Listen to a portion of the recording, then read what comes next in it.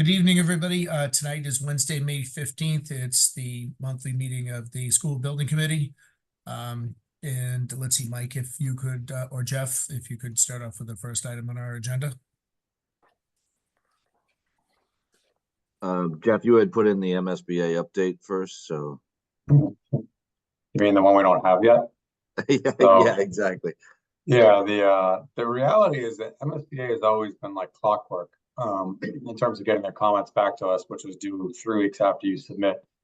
But they have yet to get our comments back. Each week, Mike or I have peppered them and say, where is it? And it keeps getting it's with the senior advisors, and they're reviewing it for final sign off, and we'll get it back. So I don't think it's an ominous thing. I think it's the reality. They're a little over busy right now, but it is disheartening that it's taken an extra 2 weeks to get the comments back. So we're still in the pending pattern, waiting for a response from the MSBA.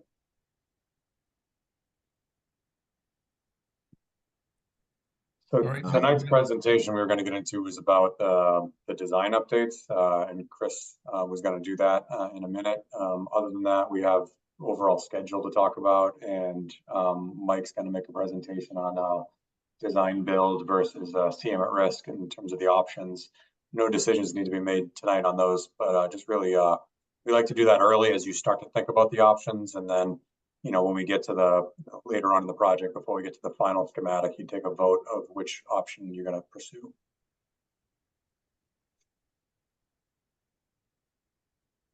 Chris, do you have your presentation ready?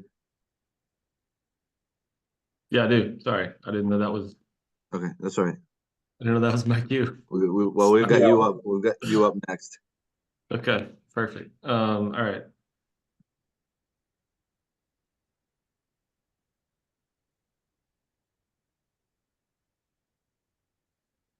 All right.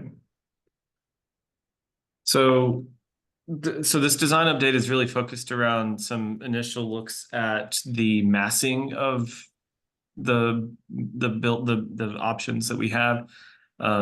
These are by no means final options or final massing ideas. It's just to really show you just that scale and context as it relates to the existing building. And as we get more and more weeks down the road, we will be refining this, and probably even as we get into schematic design, there's going to be some various iterations of some components of this. So this is really just to give you a sense on, if you have a hard time understanding what 2D plans are showing you, this is to start to give you an idea of what the 2D plans look like in 3-dimension extruded.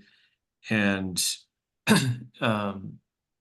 from here on out, we'll be showing you updates in sort of all the dimensions. And so this week we'll focus in on really those 3-dimensional aspects. I'm sorry, I should have taken the question mark off of AR1. That's just my editing mistake there. But the options we're looking at right now are R1, N1,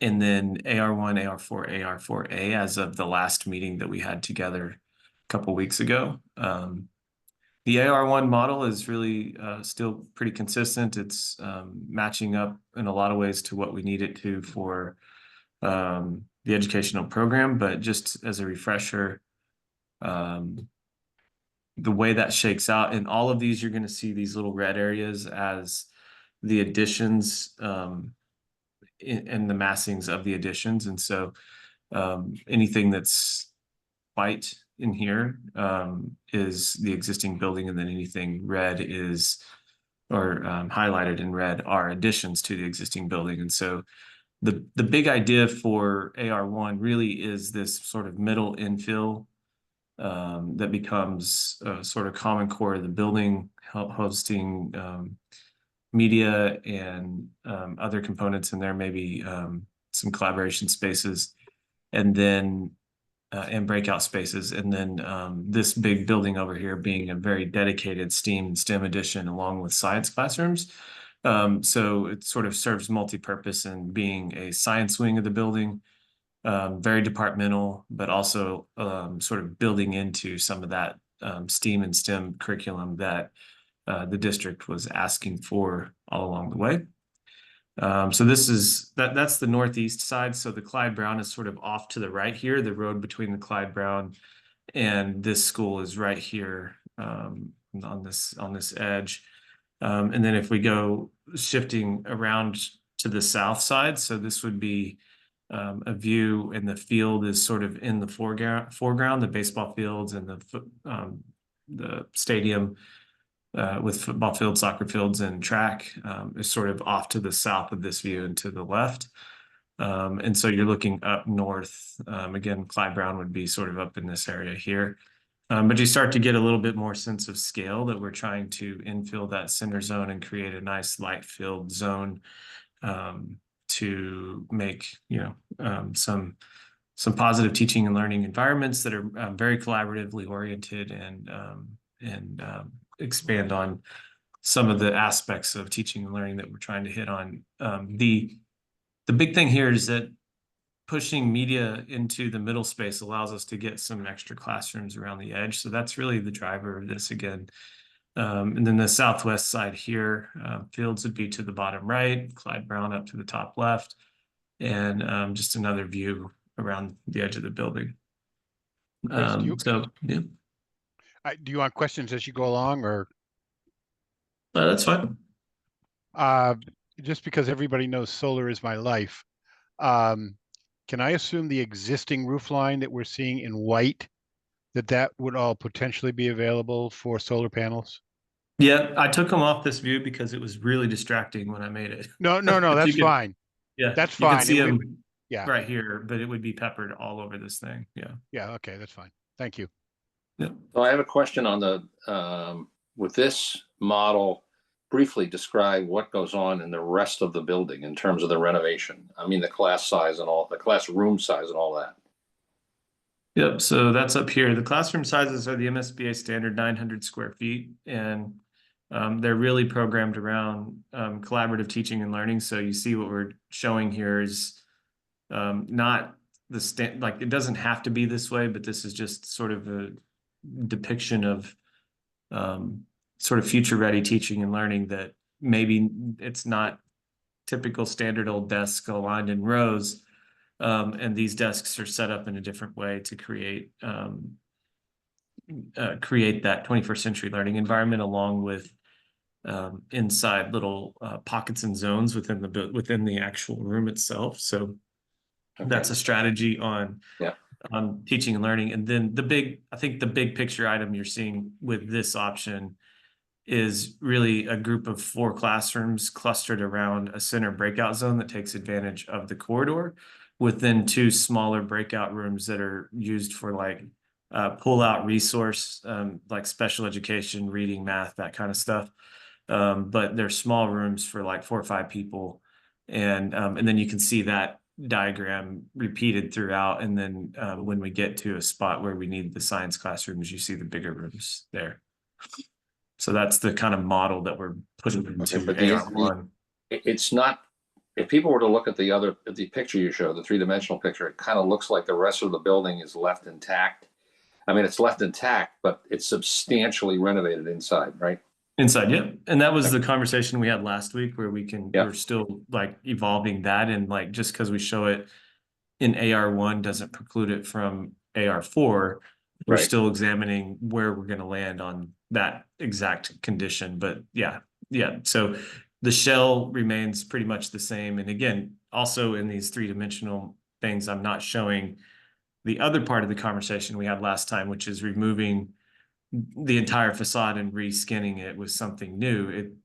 That would basically create a new wall around the edges. But what we're trying to highlight here is not scope of work between existing to remain and new. It's really about what are the massing components that we're sort of appending or adding on to the building that fundamentally change the physical layout footprint of the building as it sits today.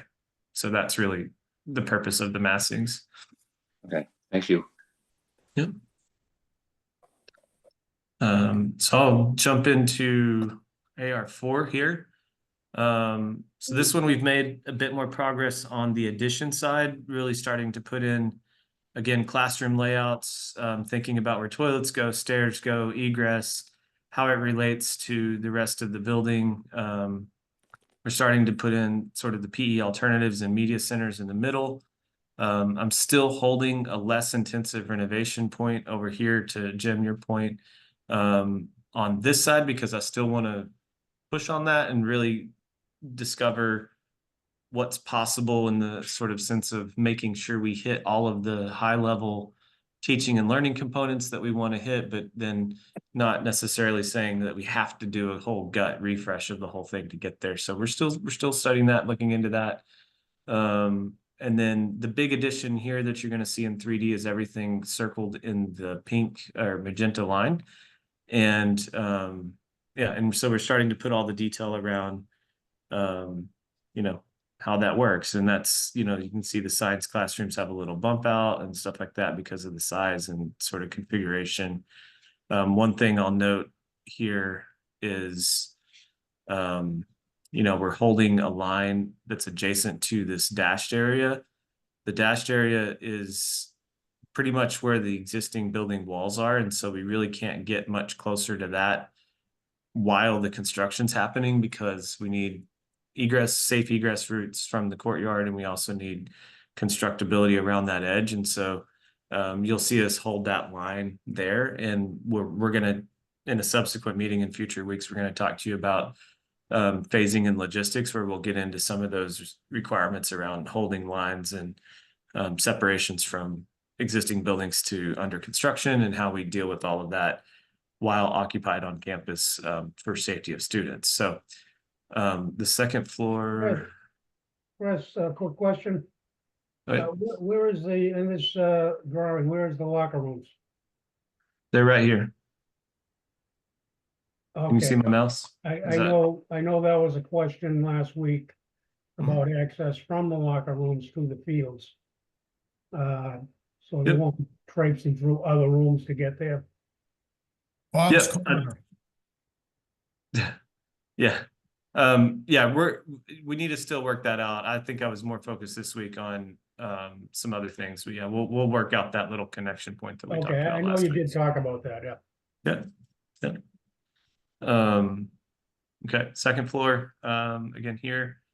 Again, really trying to get my egress paths set up for conceptual basis, and just making sure we've got all the separations that we need there. And then this is how this option shakes out. The difference between a modern two-story building and the old two-story building is really the height, the floor-to-floor height. And so what you're seeing on this is the up here, you're seeing the difference between a lower floor. This is a one-story building around these edges. And you can see that the two-story, or it's actually like a 2+ story, a little bit more gym and auditorium roof, and then a 2-story roof for this. This new bit over here, the new addition that's 2-story classrooms, will end up being slightly taller probably than the original building. And that's just because when we do the floor-to-floor heights and get all the systems and services in there, we just need somewhere. Our standard is pretty much around 14 feet, and so this is a 28-foot tall structure on the back side. And then you can see as we come around, we get to the cafeteria here in the middle, and then the gym on the front side. And what our team is trying to do here is a gym needs to be 20, let's call it 26 feet to the underside of a truss. And then a lot of times the truss is another 8 to 10 feet, depending on design criteria. And so that can create a big 30+ foot, 34 foot to 36 foot facade on the front of the building. And to me, that feels pretty imposing to the site character of the Clyde Brown next door and sort of the ruralness of the site. And so what we're trying to do is think about it in terms of center court and play areas are really kind of inside of this top box bump up, and that's where we need sort of a taller space component. And then the other parts around the sides are lower space clickable, meaning you can have your bleachers and things like that around the edges. And so we can start to sculpt that. This isn't the final shape of that, but what we're trying to indicate is that we want to break the scale down. If you go with AR4, we want to break the scale down along that road so that it more matches what's already there, which is like a 2-story component next to the Clyde Brown. And then if it has to be taller, we want to step that back a little bit. And so that's kind of the approach you're seeing start to manifest in this. And that's what we're trying to illustrate. And then circling around to the southeast, you can start to see more of that expression on the gym and start to see what, might become a nice sort of public entry courtyard out here on the east side of the building that allows access to the gym and cafeteria. And then through this corridor, you can get right down into the auditorium and alternate PE and the media center. So if you have events, this is going to be a really popular place to be, and you could open up 2 sides of the cafeteria, have it nice and open for receptions and spill out of all of these big public spaces. So I think this is a good orientation, good sort of layout plan wise, and you're starting to see how that can the adjacencies and things fit next to the existing building. And then one last spin here. This is on the southwest side. And so what needs to be developed on this is really where we want to enter. If this to the left is one school, call it high school, and then on the right is middle school. I really want to work on entry points because the site plans right now have basically a big loop coming in up here that is car traffic. And so we're going to have some kind of drop off between the two. And I want to really work on celebration of entrance for middle school and high school. And we just need to think about, does that come down to this entry for high school and somewhere in the little gap space there for the middle school, or is it on the end, and where's admin related to where students are entering? And so these are just questions we're working out in the plan details, and the massing helps us think through that now that we're at this level. So that's AR4. And then 4A. Before Yep. you leave, can I ask a quick question? Where is the administrative where are the administrative offices? In this one, the main, so the high school has administrative offices on the first floor where they, Okay. where they are right now. That's second floor, sorry, up here. And then Yeah. we're working out some administrative offices on the middle school or whatever, the addition side. And I actually think that's going to maybe be over here somewhere. And so we're still locating that, but yes, the main office right now can be the main office, and we just have to work out what the satellite is for the addition. As the 2 separate schools have their own administration components. So Nobody at the doors, like we did in well, so Clark. that's what we're working out is Okay. when you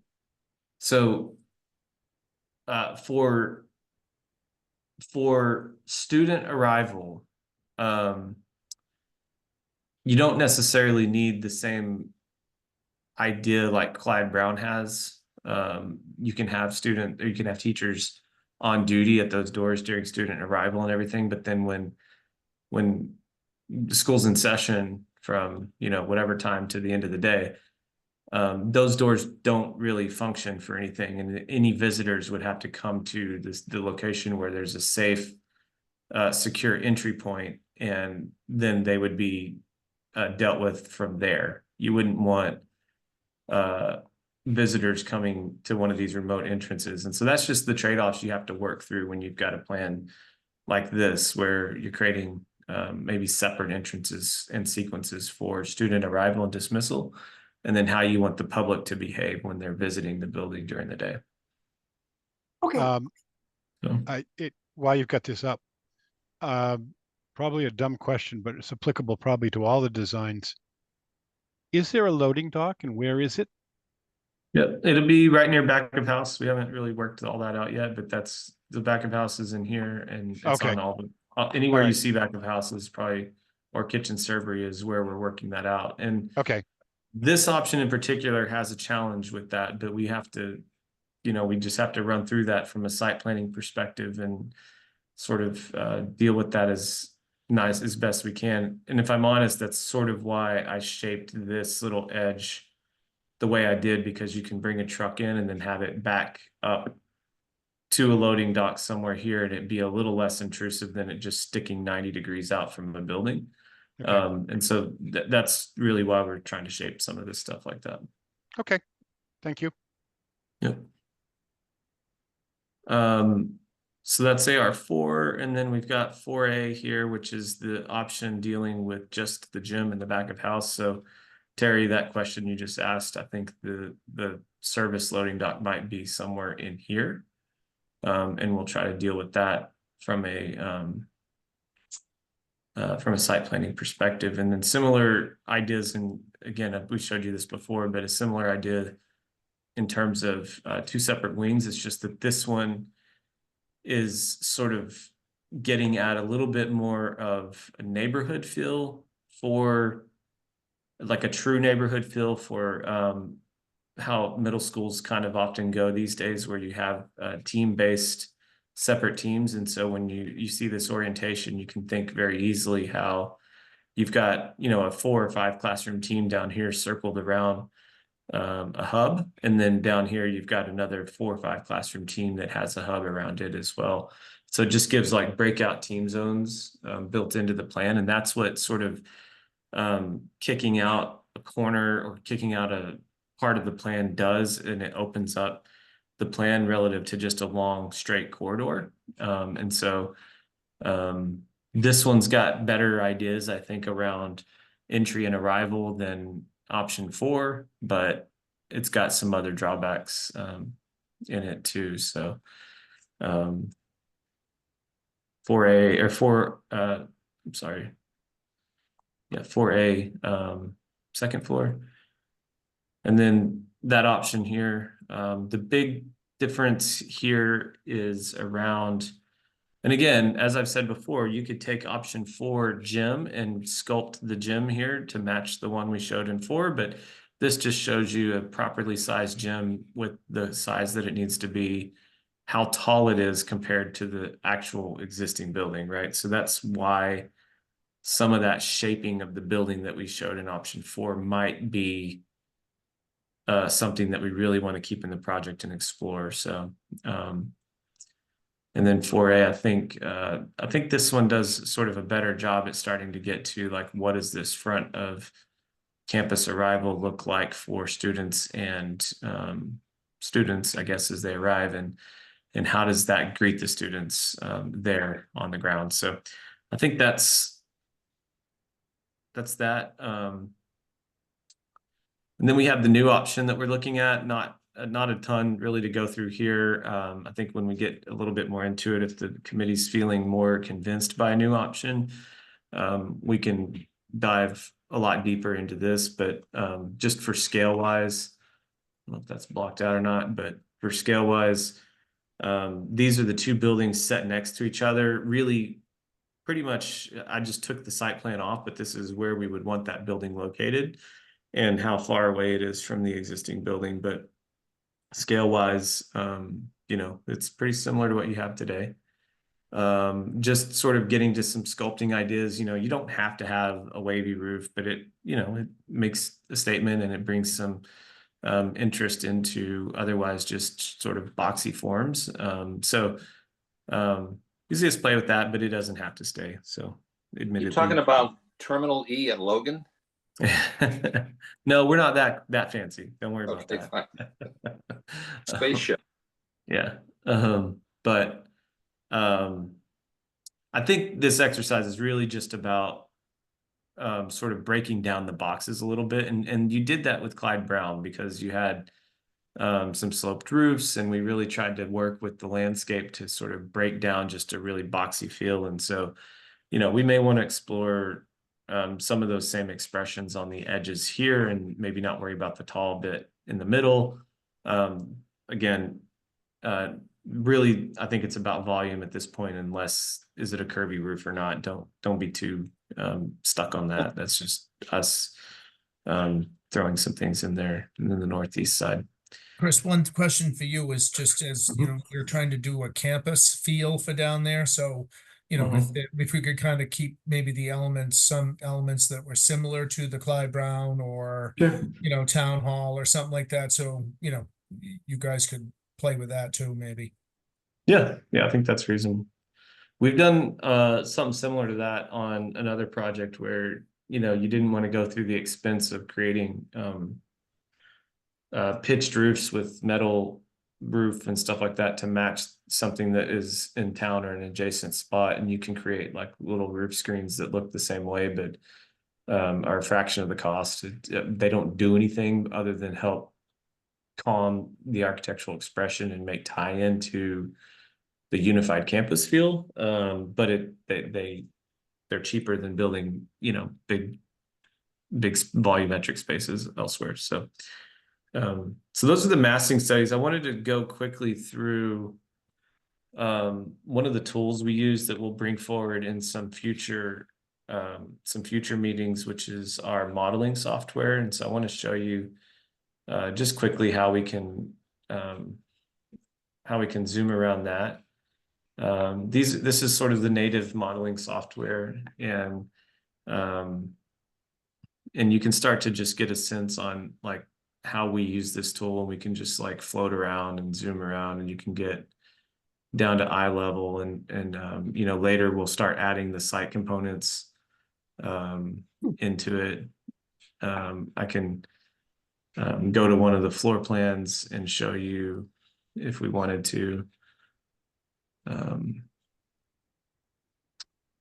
Just quick stuff here, but if you wanted to know how one of the classrooms look, we can do that very quickly and start to pull up views on, you know, how the classrooms feel and stuff. I think this is missing one of the floors in the middle, but I think you get the point here that like we can start to pull up very quickly little views that you can analyze. And so it's not really about a stationary rendering, which we'll be doing some of those later in schematic design anyway. But if you ever want to know, you know, here and try doing one of these real quick and saying, if you ever want to know how a section might look, for comparison's sake, this is, I'll just try to explain this. The new addition is on the right here. That's the new gym that we're talking about. And then the existing building's on the left. And so we can really start to analyze from section views or elevation views, any part of the building, and we can give you that data sort of at any time. So I just wanted you guys to be aware that we'll be using that tool for you in the future. And if you want to see something, we're happy to show it to you because we're modeling everything at the same time that we're making the plans. So that's all I had, Jeff and Mike. If there's any questions, I'm happy to answer them, but really it's the beginning of a three-dimensional process of discovery and refinement. So Thanks, Chris. Any thoughts? Does anybody have any reaction to what Chris showed? Positive areas that could improve? I do. Great. Go ahead, Diane. First of all, I think you've made a lot of progress. Thank you. Second, I can't remember without looking at my notes, which buildings will require modulars. Oh, which options? Well, option 4 and 4A don't require modulars. No, Okay. actually, because option A, AR1, requires probably a limited number of modulars, depending on how we actually phase that out. But the intention was the STEAM and STEM edition, which is the science block on the end, that we could build the envelope there and then produce some kind of minimal classroom space with temporary walls that you can cycle kids in and out of as you do the renovation on the other portion. And so I don't think it's a perfect match in the sense of modulars being required. So I think we have to study that really well. But option 4 and 4A allow you to completely build a new classroom wing over on the side, move kids into it and then do a reno and demo, or however you want to work that. But you don't need modulars, at least not to the extent that you would for AR1 or any of the other options that you've already dismissed. So, and then the new school is out in the field, so you don't need option modulars for that either. So, Thank you. Anyone I else? wanted to- Questions?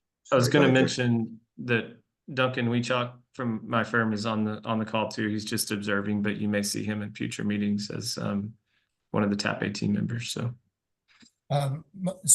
Chris, so, I think those, the modeling is good for the size of the buildings, and it kind of gives us a feel for what that's going to look like. So I think that was very helpful. So thank you. Yep. Any other questions, comments, anyone? All right. Now the really exciting part. No, I'm just kidding. All right, let me share my screen here.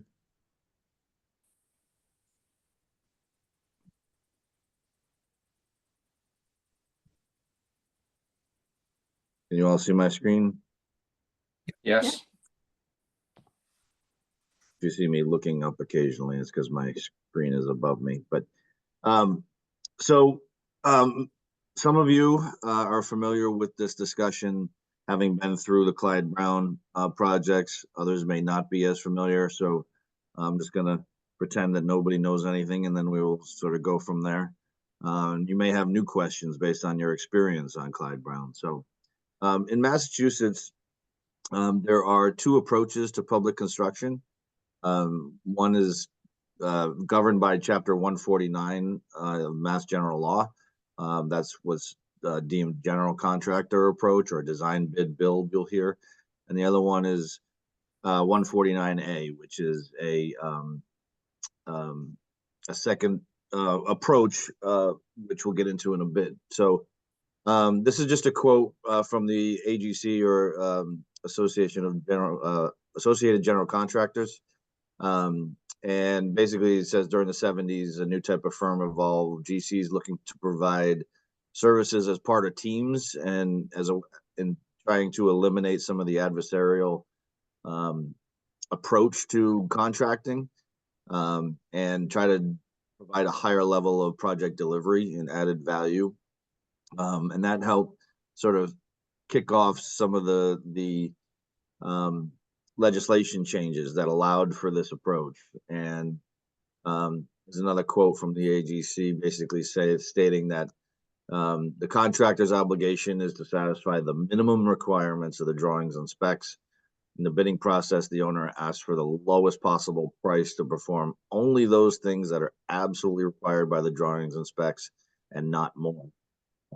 So it's very much an approach of the minimum, and everything that's in the drawings you own, but if it's not, then you don't. And that's when it can get contentious, when you start to hit some of the gray areas with the GC approach.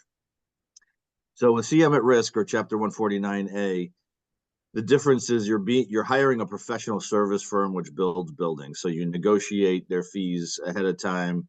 And it's what's called an open book process, where we're able to see all of their costs. They have to justify all their costs with backup, et cetera. But it's all open book. So you're able to see the whole process as they buy out their subcontractors, et cetera. With design bid build, or Chapter 149, you're purchasing a building, or really you're purchasing a set of drawings and specs that lead to that building. And that is really, it's a low bid construction. So you're taking the lowest eligible bidder, and their job is to do the minimum, that is drawn and specified. So it's a very different approach.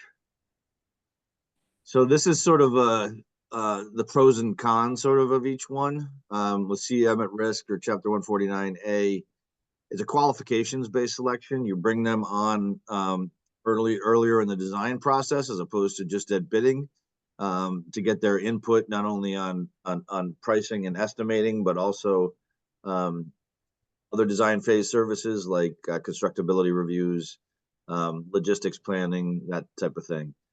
As I mentioned, it's a negotiated price. They negotiate their general conditions and fees ahead of time. And as I mentioned, it has that open book accounting where they have to justify all their billings with all the backup from their subcontractors. It allows for the owner to be included in the sub-selection process and descoping.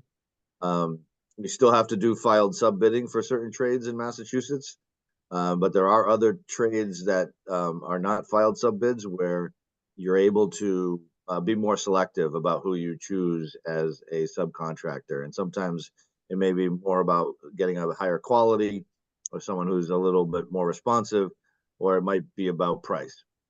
Mike, could you just explain what the filed sub bid is for? Sure. Yeah, good point, Rich. So filed sub bidding in Massachusetts, there's a series of trades that have had legislation put in that basically requires that they be bid separately from the contract, the general contractor or the CM.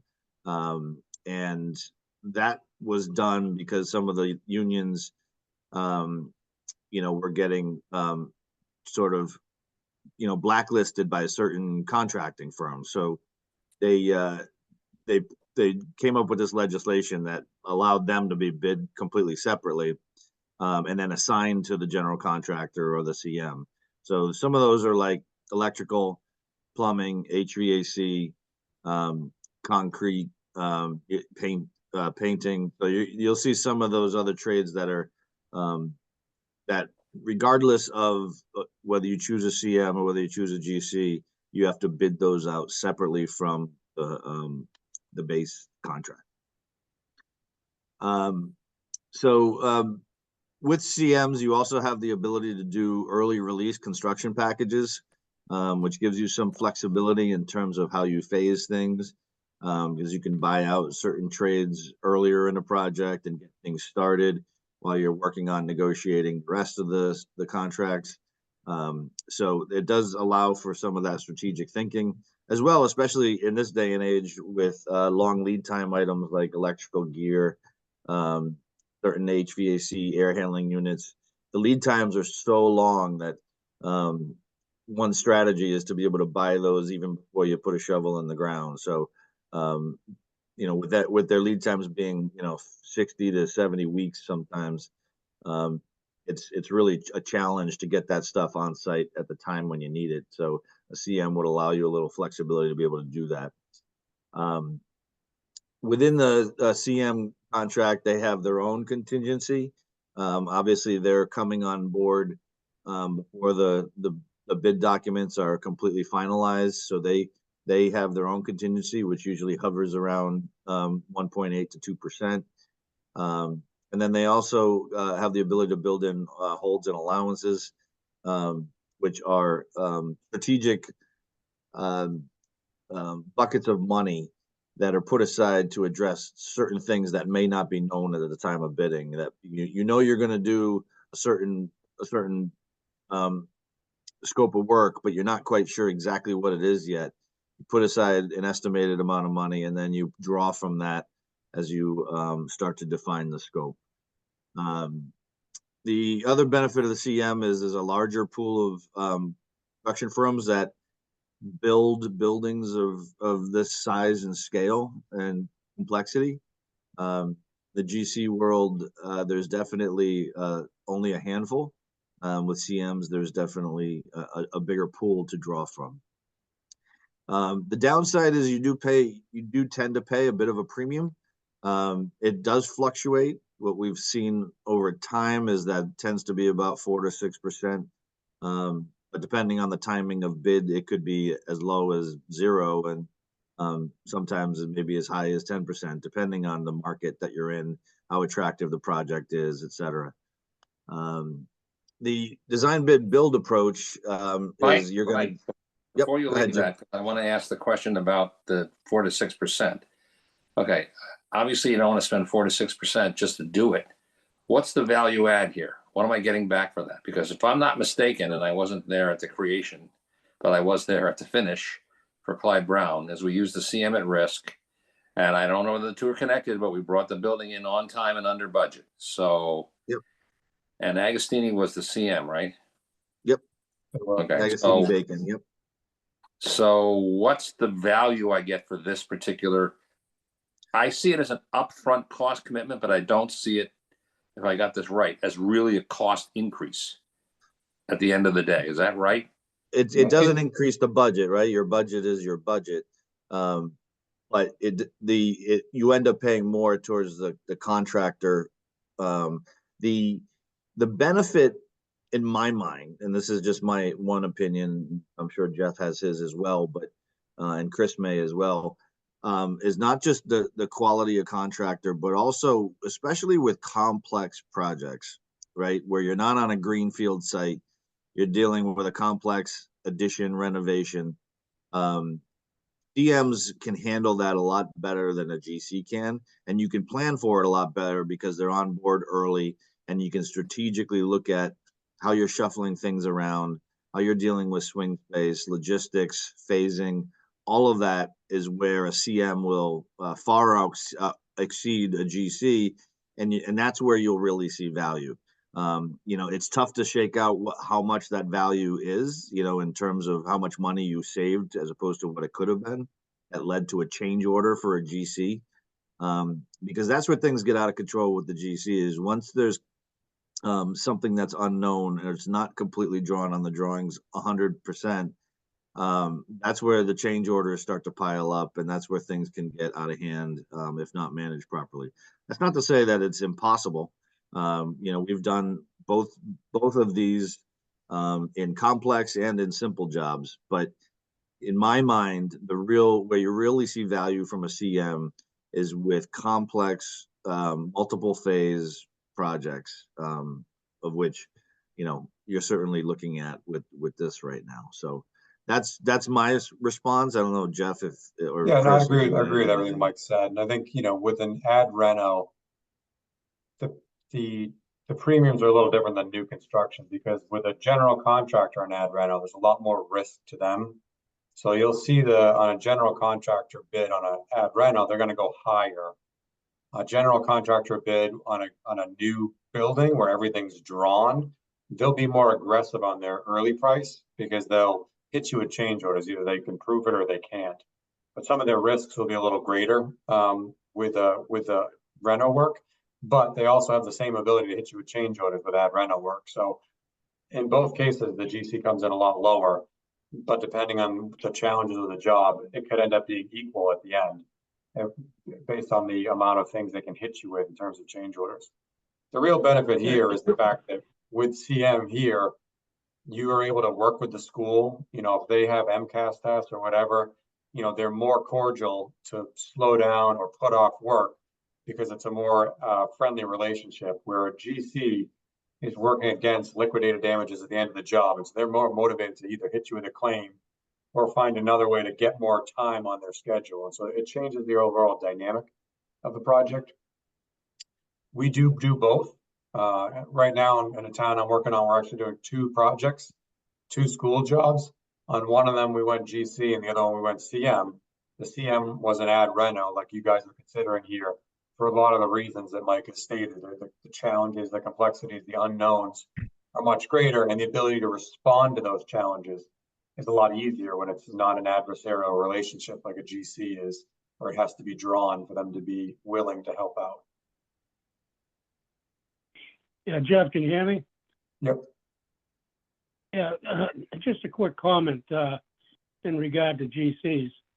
I think some of the more sophisticated GCs,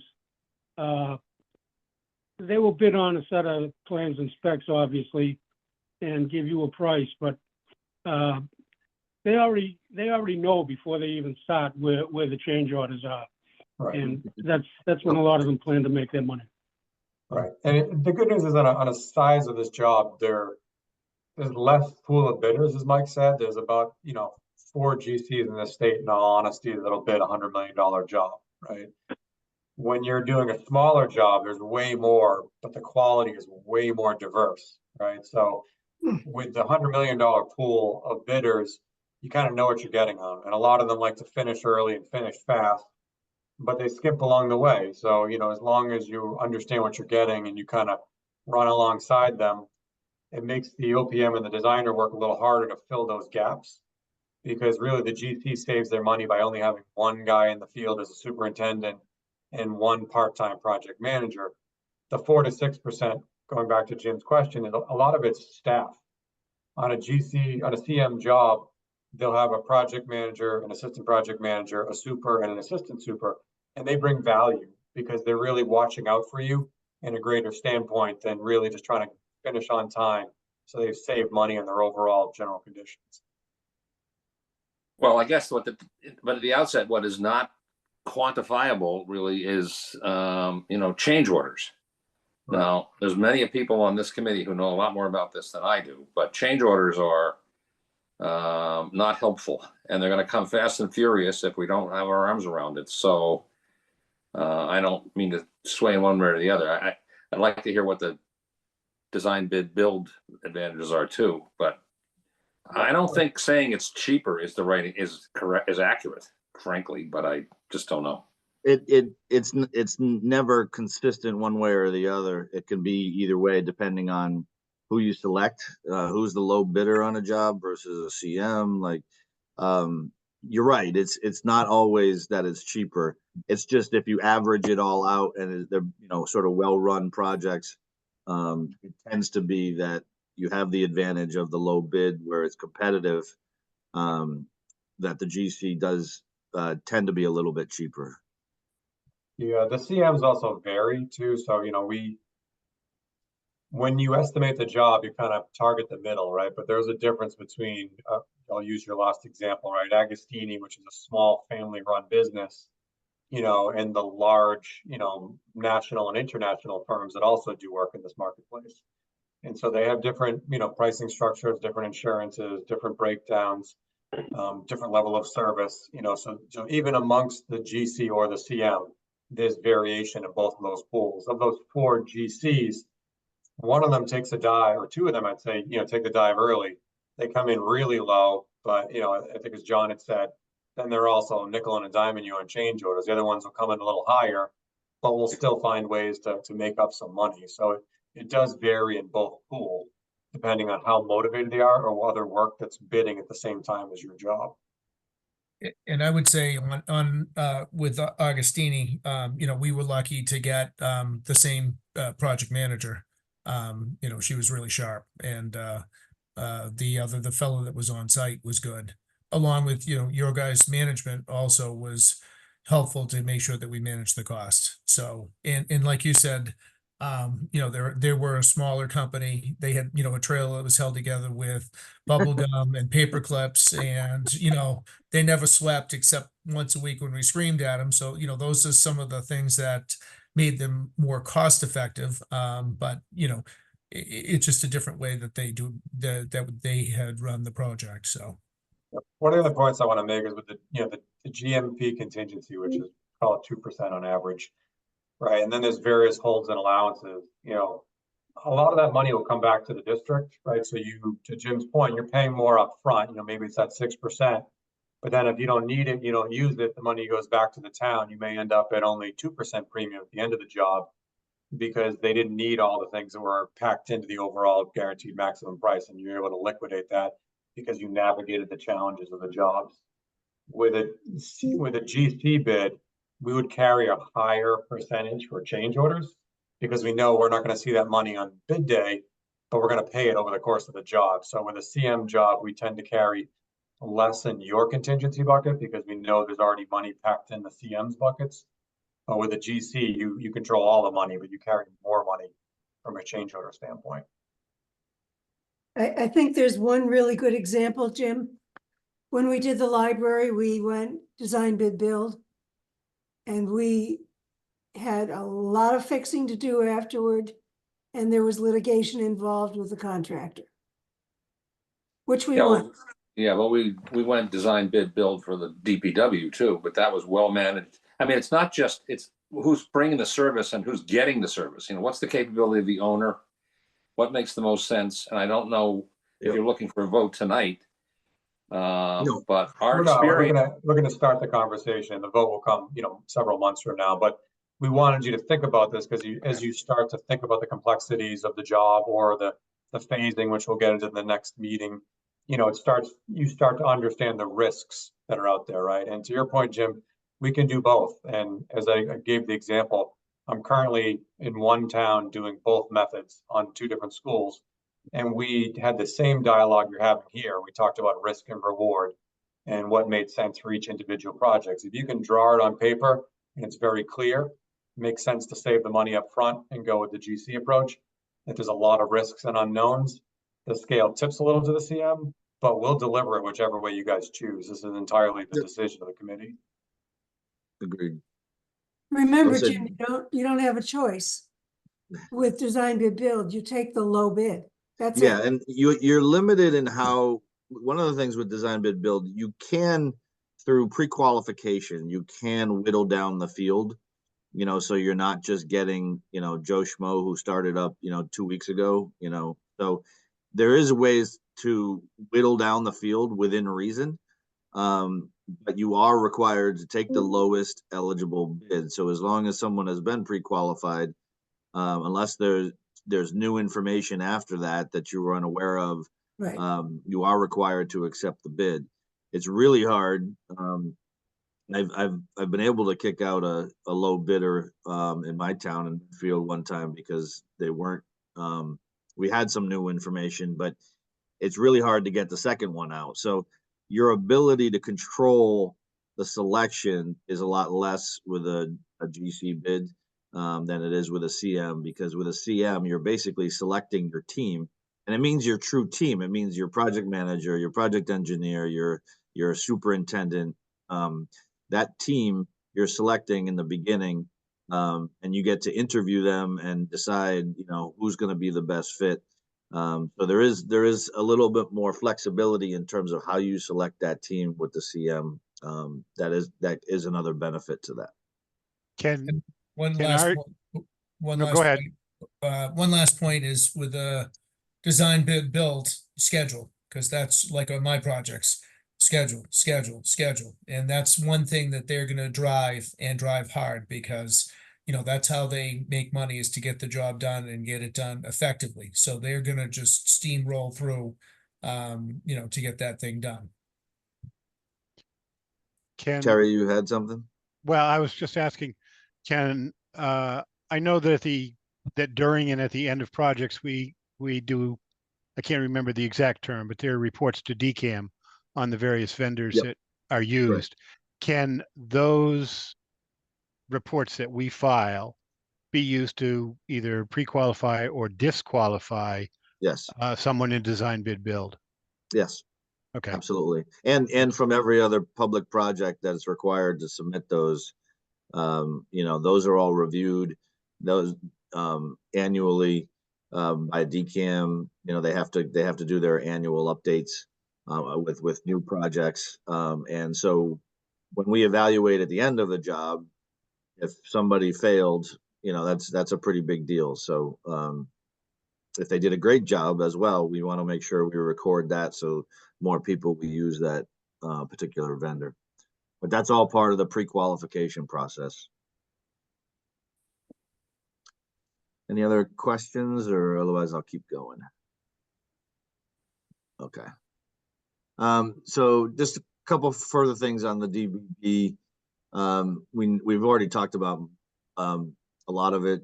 It's a smaller pool, no design phase services, no GM contingency, which we talked about, and little or no say in the staffing or subcontractor selection that are outside of filed subbidders.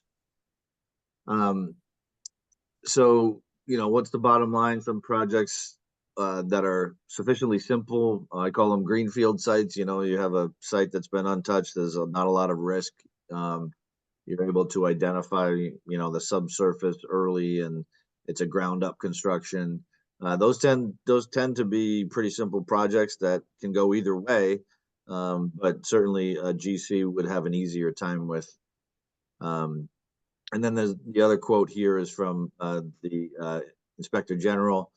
The owners view CM at risk most appropriate for large, complex projects involving phasing, challenging logistics, unoccupied campuses, and aggressive schedules. DBB is most appropriate for relatively basic new construction on open, clean sites, less time dependent. So those are just sort of the things that have been learned since the implementation of Chapter 149A. Just to kind of sum Mike, that up. I guess I have one more question that's I didn't quite get yet, but I mean, it's not just what the two models bring to the table, it's what we bring to the table. Now, if I was the town of Lexington, say, with a full-time building management staff, Yep. because I heard the guy talk, I'd be much more inclined, I think, to consider the, design bid build. I'm a smaller town. We have highly dedicated people. We have people on this committee who will spend hours and hours on this, but they have day jobs or they have travel they'd like to do. What I'm not hearing you talk about is what about the fit with the owner and the Yeah. owner's team? I mean, that's a great concept, but I will say that managing this process is why we're here. So, I think either one of them, like Jeff said, we've done multiple projects using both methods, sometimes in the same town, as Jeff referenced. So it doesn't concern me as much that be a factor in your decision. Because you have a team here between us and TAP-A that can manage the process regardless of the selection you make. So I wouldn't necessarily factor in the level of facility infrastructure you have on a staffing perspective. Yeah, Jeff, you had something? we'll build stuff into the construction phase, whichever method you choose, but more important in GC. Or the previous projects, we had this committee vote that the chair had a certain dollar threshold to deal with change order for immediate. And that's the reality of construction anywhere. The dollar value goes up over time, obviously, but it was important on the previous job for the chair to make timely decisions on change orders so that the work didn't slow down. That's important on CM at risk, but CM also has all those other buckets that they can manage that more nimbly. With the GC, the chair needs to be more involved, or their liaison, whoever you choose on your committee, to be able to authorize some of those more immediate time-sensitive changes. So there are ways that we can adapt your committee to be more nimble and work with whichever method you choose. Okay, thank you. So this final slide just kind of sums it up a little bit, the differences with the CM. You're picking based on experience, and you have occupied phase renovation, which is kind of one of the key factors here. Possibility of unforeseen conditions is always a risk in existing buildings. Easier to accommodate schedule changes, early bid packages for equipment, and then use of contingencies for issues that arise, as Jeff noted as well. Potential for earlier building turnover, which you saw with the Clyde Brown. I want to hit on the point Mike made a couple back there, early bid package for equipment. So that was the one thing COVID changed and tipped the scale a lot of ways, because we're still, even today, struggling with long lead time on generators, automatic transfer switches, and air handling units. Even though COVID's kind of in our rear view, that ripple effect is still there. I don't know that it still will be by the time we break ground on this project, but having the ability to break off pieces of the job and buy it early. Essentially, we didn't have to wait for the filed sub-bidders for the mechanical and electrical equipment. The CM procured the equipment directly, and then we assigned it to the bidder that ultimately did the work. And there was a handoff when it got delivered to the site and hoisted in place. The subcontractor took it from there. And so that's worked out really well in the last 3 years, and that has been a real differentiator and something to consider depending on where the market goes in the next 2 years.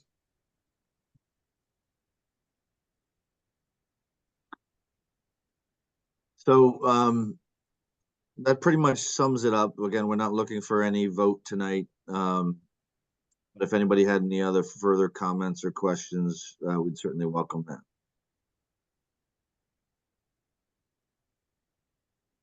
Okay. Well, you can. Well, I guess I do have a question. Like, what additional information are you going to give us between now and then so we can make a decision? And I'm not trying to push anything, because No, I understand. What more do I Um, need to know? And why is it advantageous to wait?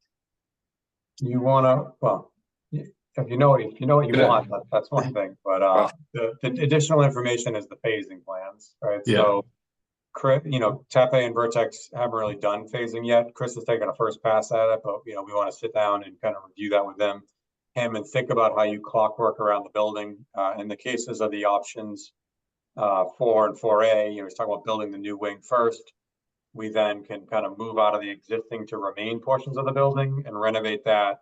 And then there's ultimately that wing that gets demolished, where you kind of then demolish it at the end. That ultimate wing ends up being your swing space instead of modulars. But Yeah. as we start to look at managing the phasing it on the building, the parking lot, the site, and how you keep your day-to-day function going, that may help you decide which way would be more advantageous, meaning how complex is what Chris is going to have to draw to make it simple for people to bid it.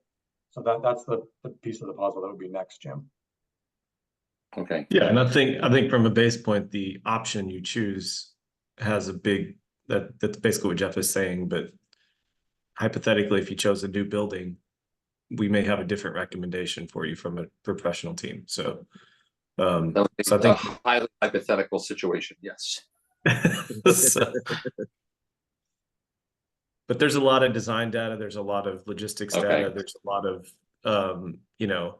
how far are we taking the renovation portion on the existing building, like that. If we're only doing 13 new walls, then maybe it's not that big of a deal for a design bid build contractor to handle, right? But I don't think we don't have that data yet. So, Well, forgive me for being what is it? Pull the trigger, don't aim and shoot, whatever it is. Sorry. So, I mean, I would suggest that, obviously you all sort of stew on it for a little bit, and then we can add it to a future SBC agenda for formal vote. And in the meantime, if any questions or thoughts come up, as we get through the phasing and things like that, please feel free to share those. We'll try to address them. Mike, one question I did have on the phasing, this is going back a couple meetings. How prescribed, I know you guys are going to study that, how much latitude would we have to either revisit modular in a material way, or how prescribed would that be when we're considering CM at risk versus GC? What do you mean by modular? Modular, you mean Construction? adding additional temporary modulars in order to reduce. So it's something to consider, I think. As Chris and Mike and I start to look at the phasing, we may get to a point where we're 1 classroom short or 2 classrooms short. Maybe it makes sense to get a bank of 4 classrooms, and we can reduce the overall schedule. So you are paying the cost for modulars, but if you can save significant time, 6 months or something, say, on a schedule, that may pay for itself. If you're only saving a month, then it might not be worth the trade-off. So I think that's a level that we want to take a look at and understand the clockwork. We have plenty of flexibility to answer the question. We can drive the phasing. It gets a little more complicated with the GC, but you can build that in or you bid it with the GC, so they have to own phasing as well.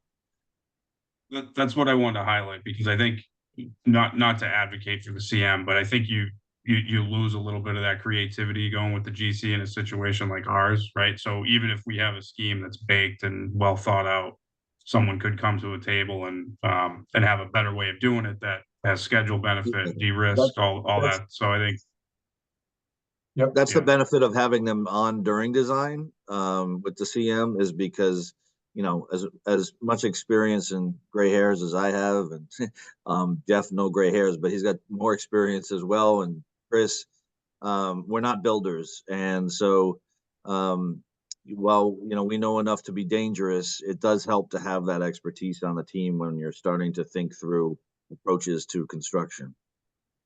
Right, because they think about the interim steps, to your point, Mike, and, a lot of times, it's a value add. Even when we get to the interview phase, you may find that, there's 4 suitors there trying to get the job, and one of them thought of a totally different approach that was a benefit to you guys.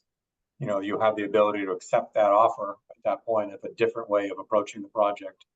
So there are more bites at the apple with a CM, and they can certainly bring back to the committee other alternatives once hired of how to look at it differently and reduce the overall schedule.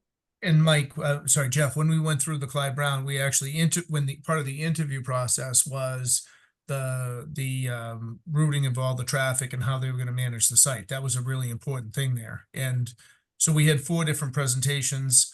They all came up with, you know, good ideas, and you know, I think we still ended up grabbing a few ideas from, you know, one group into the other to make the ultimate final product. So I agree with you on that, is that, you know, they see things from a lot of different angles, and they're willing to work with us to try to reduce the cost, so.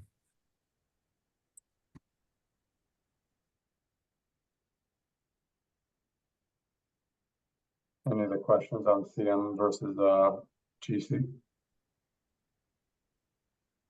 Okay.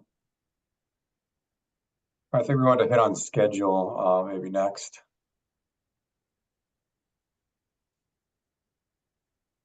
I'm going to give an update on the schedule based on our working group meeting. So from a schedule perspective, if you might recall at the very beginning, Mike and Jeff proposed 2 different options for us for schedules. One that was aggressive, which is the path that we're on currently, that has us submitting a preferred option in June. And then the second one, which is a little bit further out, has a preferred option being submitted in August. So everyone's done a great job with keeping to the aggressive schedule.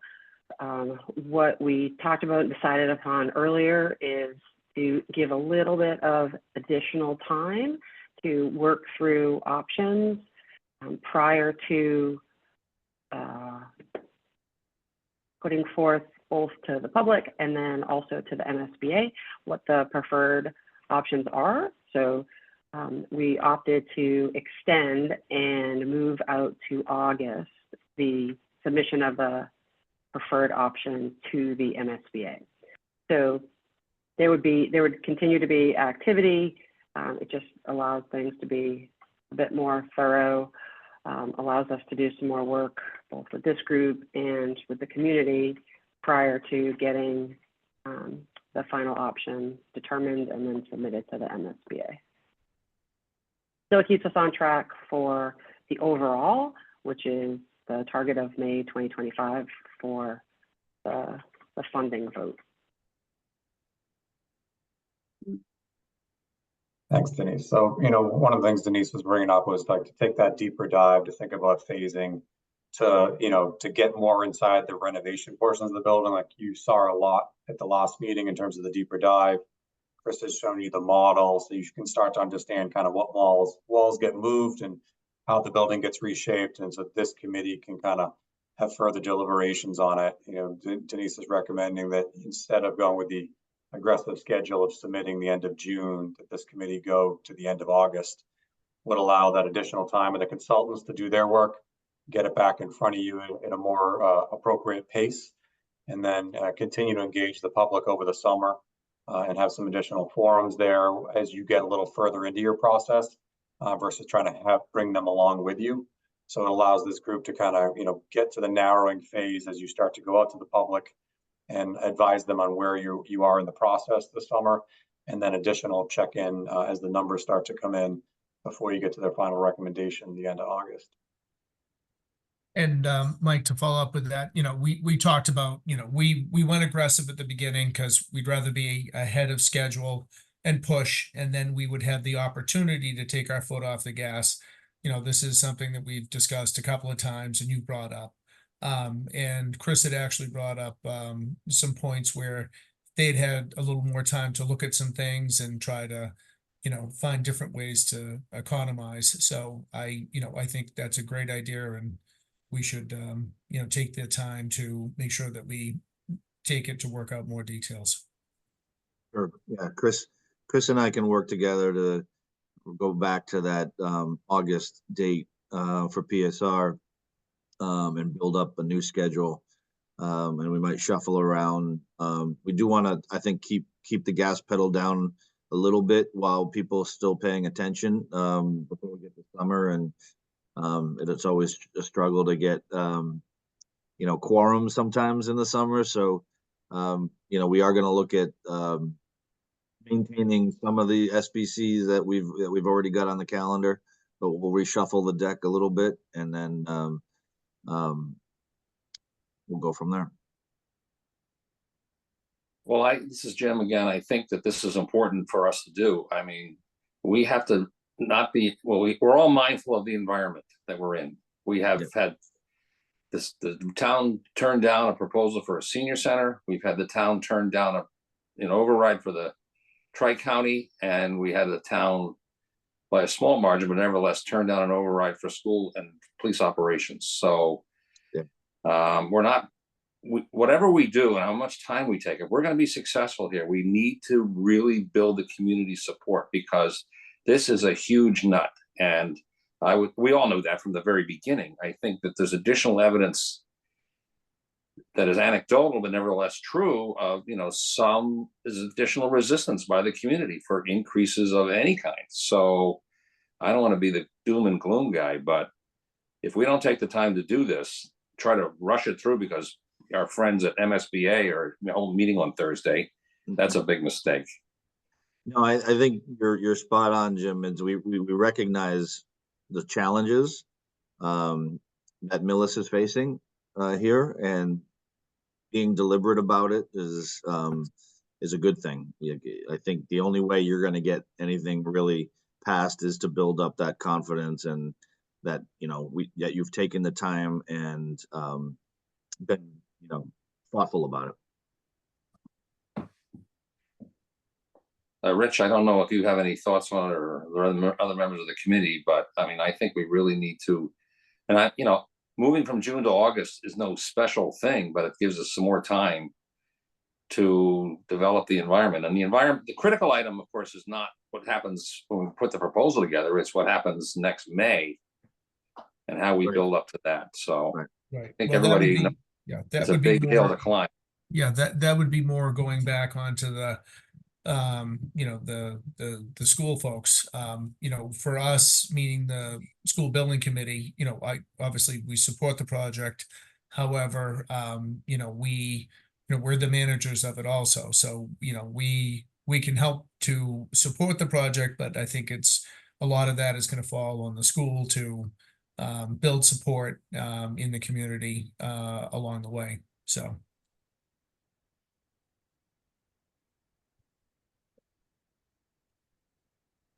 So I believe that's what we had for our agenda for the evening. So can I just ask, would the next meeting still be on the 29th? So to jump on that, based on today's conversation, we're going to go back and look at the overall schedule. We're going to recommend that we cancel the meeting on the 29th and keep the meeting on the 11th. That'll allow, Vertex and TAP A to spend a little more time on it, come back with a more thorough proposal or presentation at your next meeting versus the schedule that we had before us. So we'd like to cancel the 29th. I have one more thing, please. I hate to bring up the elephant in the room, but if there is no additional funding, and I understand it's possible there's going to be a petition to do a separate school override on a special election basis. And if that doesn't pass, and I don't know whether it will or won't, where does that leave us? I think that's something that from a school perspective, that we will have to address based on the outcome. So I think the first step is whether we even get to the point of having the option for a special election on just the school piece. So I think we'll have to step our way through this one with, I think, step one being next week. I understand that. I just don't want to see us keep charging forward on something that is not likely. If they won't pass $1 million override, why would they do something of this scope? Yep, we certainly hear the message loud and clear from the vote earlier this week.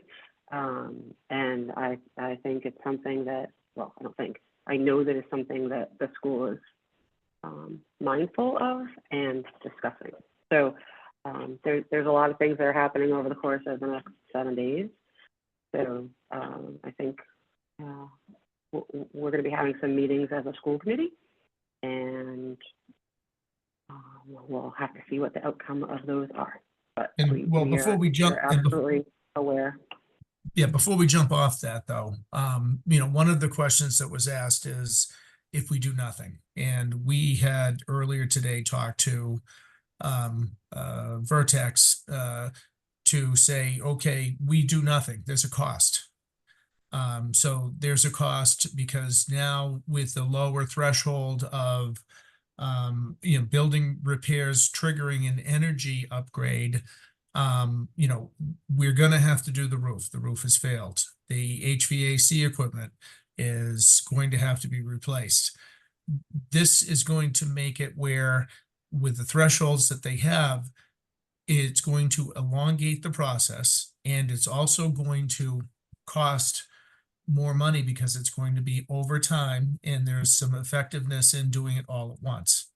So, there's multiple things to think of. It's that will have to be expressed. And like I said, we'll have to see where things go.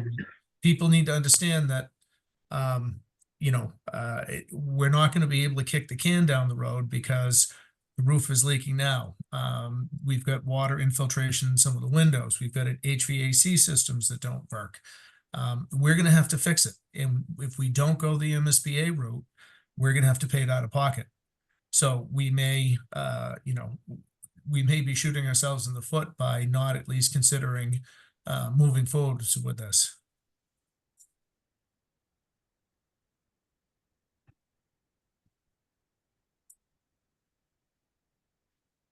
All right, Mike, let's, anyone else, or I'd like to move on. Yeah, I think the next thing is invoices and minutes. Okay. All right, you want me to put the invoices up? That would be great. Thank you. So the first one is for TAP A in the amount of $52,810.90. All right, I make a motion that we approve the invoice for TAP A from professional services from April 1st, April 30th for $52,810.90. Second. Motion's been made and seconded, and let's see. I'll do it by voice vote. Diane? Aye. Jim? Yes.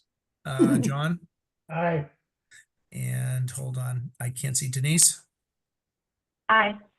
And I think, is Mark there? Because I can't see him on the screen. No. Okay, and I say aye, so it passes unanimously. Okay, let me scroll down. And then the next one, and next and final, is Vertex in the amount of $24,500. All right, I make a motion to approve the invoice from Vertex for work done from same thing, April 1st through April 30th for the amount of $24,500. Second. All right, motion's been made and seconded. Diane? Aye. John Larkin? Aye. Denise? Aye. And I say aye, so the motion passes unanimously. Did you, Jim? I vote too. Oh, Jim, sorry, Jim. I can't see on the screen, so. And Jim? I'm gonna vote yes. Okay, great, thank you. So that was it for invoices. We have minutes from May 1st, if anybody would like to make a motion. I make a motion that we approve the minutes from May 1st as written. Second. All right, Second. motion's been made and seconded. We can do this by voice vote. All in favor? Aye. Aye. Aye. Great, motion passed unanimously. I want to abstain, John, or Rich, because I wasn't there. Okay, and then unanimously -1. All right, so I think that was it. We had a good meeting and a lot of stuff to think about. And next meeting is 6/11. Yep. Okay, great. We'll follow up if we need to make any adjustments, but we'll hold that for now. All right, great. Well, thank you. Good night, Thank you. everybody. Good night. Motion to adjourn. Everyone. Go Celtics. Oh, yes, motion to second. All in favor? Aye. Aye. Good Aye. night. Night, everybody. Good night, everybody. Good night. Okay.